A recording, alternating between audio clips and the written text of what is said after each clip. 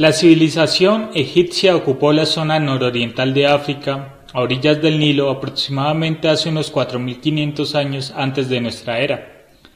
aunque esta datación varía un poco según las fuentes consultadas, pero sirve como dato cercano a la realidad.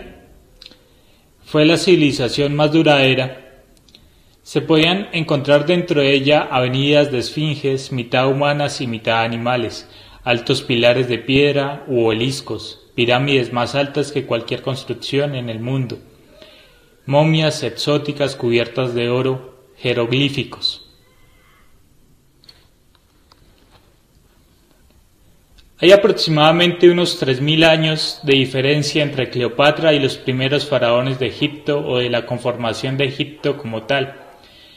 Así que es de suponer que la mayoría de los habitantes, si no es que en su totalidad, ignoraban sus orígenes precisos.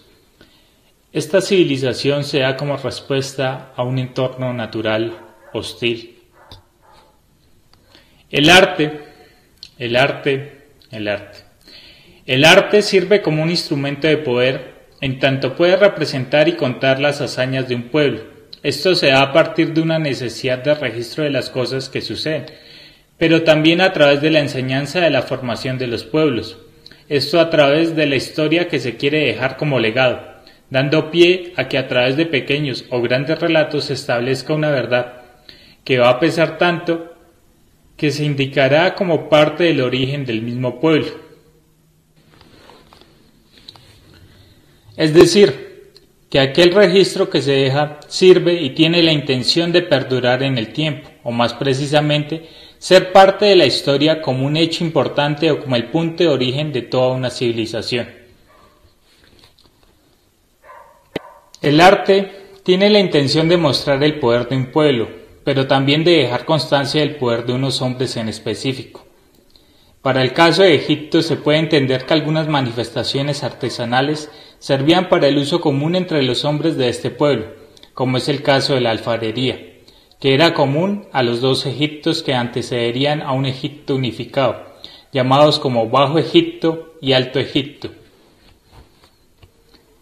Sin embargo, dentro del Alto Egipto existía un desarrollo mucho más grande en cuanto a la técnica en el uso de los materiales, pues la alfarería contaba con mejores hornos y con piezas más delgadas en su elaboración. Esto podría indicar que el grado de evolución artística era más grande dentro del Alto Egipto, que se encontraba ubicado dentro del Valle del Nilo, mientras que el Bajo Egipto tenía el territorio ubicado en el delta del Nilo. Al pensar en el origen de Egipto, precisamente hay que hablar de la importancia del Nilo y de lo que éste como fuerza natural simboliza, además de la necesidad o de la manera en cómo se ve a una figura como un faraón dentro de esta estructura. El Nilo representa el caos, mientras que el faraón representa el orden. Dos fuerzas contrarias que van a luchar constantemente, que van a implicar relaciones de la sociedad frente al hombre antes de cualquier surgimiento de la sociedad. Para el origen de Egipto hay que pensar y recordar que los hombres del Paleolítico subsistían dentro de una estructura social muy fuerte, suponiendo jerarquías dentro de ellos y con la prueba subsiguiente de que perduraron las mismas prácticas durante muchos milenios. Para el caso de Egipto, también hay que verlo como un momento histórico donde las jerarquías eran muy fuertes, haciendo que esta civilización fuese la que perdurase por más tiempo. Estamos así ante dos acontecimientos importantes. El primero es el hombre dentro del Paleolítico manteniendo unas tradiciones y unas formas de ser y hacer similares o iguales durante el periodo más largo de la historia de la humanidad. Y el segundo es el de la civilización egipcia como motor social, permaneciendo durante mucho tiempo como la civilización que estuvo en pie por más años de la historia de las civilizaciones y por lo mismo de la historia de la humanidad. El caos viene a darse como aquello que no se puede controlar y está más allá de lo que puede controlar el hombre, dentro de su mortalidad o dentro de la idea de un hombre común y corriente, aunque tenga unas tareas específicas que cumplir. La idea de arte relacionado con la magia del Paleolítico venía a cumplir la función de una explicación y un control de un elemento sobrenatural, un tipo de destino que conllevaba que sus acciones fuesen determinadas por otras, un tipo de superstición que se basaba en sus propios actos.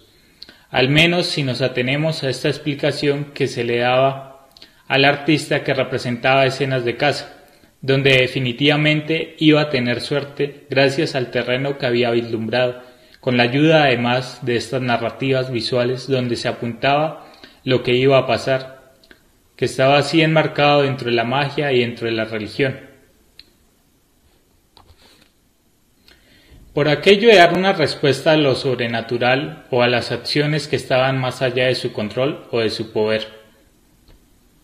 El caos, en el caso de Egipto, viene a estar inmerso dentro de una serie de fenómenos naturales, pero también dentro de acciones de otros grupos de hombres. Es decir, que el faraón al representar el orden tiene que luchar contra estos fenómenos y al ser muchas de estas cosas que pasan en la naturaleza, el faraón tiene que ser visto como alguien que está por encima de esta, teniendo un don sobrenatural y divino,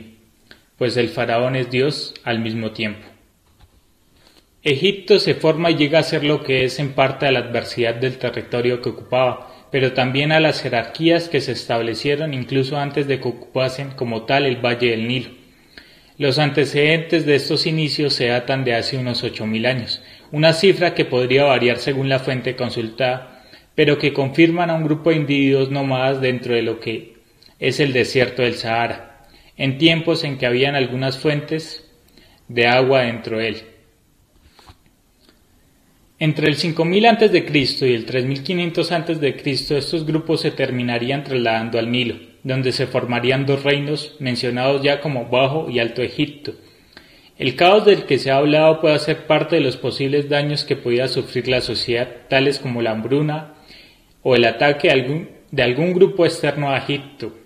así como la insurrección o el irrespeto a las jerarquías establecidas, algo que era más bien controlado a través de mecanismos de poder, y ahí una relación entre las historias o relatos de los que se habló inicialmente y la importancia del arte en la transmisión de dichas historias. Pero los antecedentes de Egipto estaban dentro de una estructura de poder ya establecida. Se dividían tareas y se obedecía a un líder, rey o algo similar. Esto se sabe gracias a que se han encontrado artefactos o piedras con trabajos artesanales dentro de ellas, además de un calendario que representaba las estaciones del año. Pero donde se nota la jerarquía es a través del trabajo que suponía para los hombres llevar a cabo alguna de estas tareas, además de que implicaba que se buscaba hacer algo con los materiales necesitados, llevando a que unos hombres obedecían las órdenes de otro o de otros.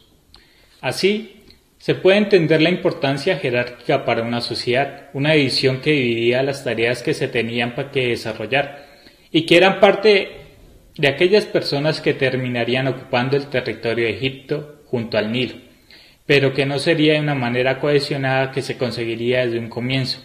pues ya se ha hablado de una división entre un Alto y un Bajo Egipto, con una evolución artística específica para cada una, y que terminaría siendo más notoria en el Alto Egipto,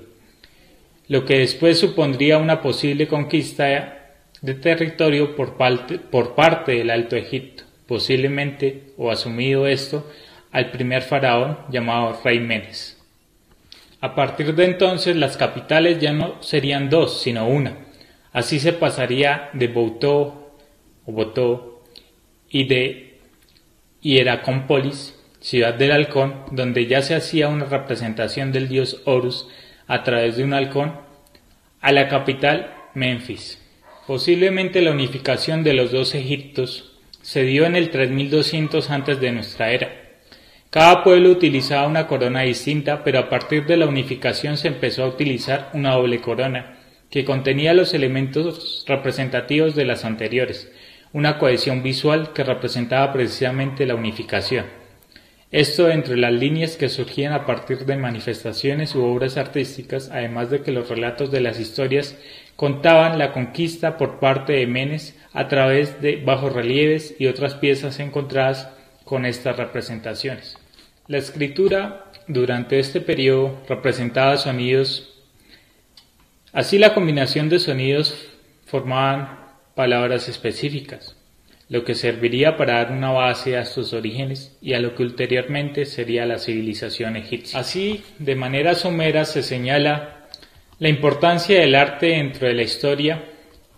y dentro de la historia de la civilización egipcia, a través de la recolección de jeroglíficos o de escritos como tal y a través de la recolección de objetos que contenían representaciones que servían para hacerse una idea de la historia que había formado este pueblo. Esta